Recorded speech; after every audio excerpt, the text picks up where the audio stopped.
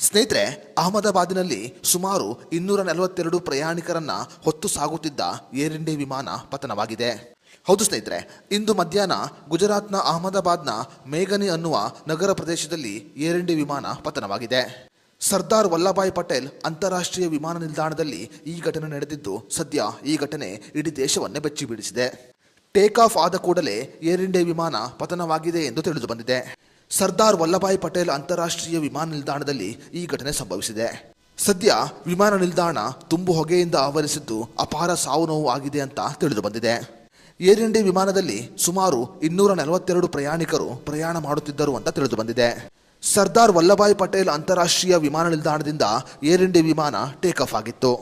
Take off ಆದ 2 kilometre ಅಂತರದಲ್ಲಿ ಈ ದುರಂತ ಸಂಭವಿಸಿದೆ.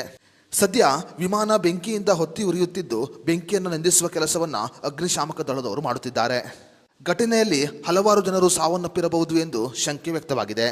ಮಂಗಳೂರಿನ ಅಂತಾರಾಷ್ಟ್ರೀಯ ವಿಮಾನ ನಿಲ್ದಾಣದಲ್ಲಿ ಆದ ದುರಂತದ ನಂತರ ಇದು 2ನೇ ಅತಿದೊಡ್ಡ ದುರಂತವಾಗಿದೆ ಎಂದು ಹೇಳಲಾಗುತ್ತಿದೆ.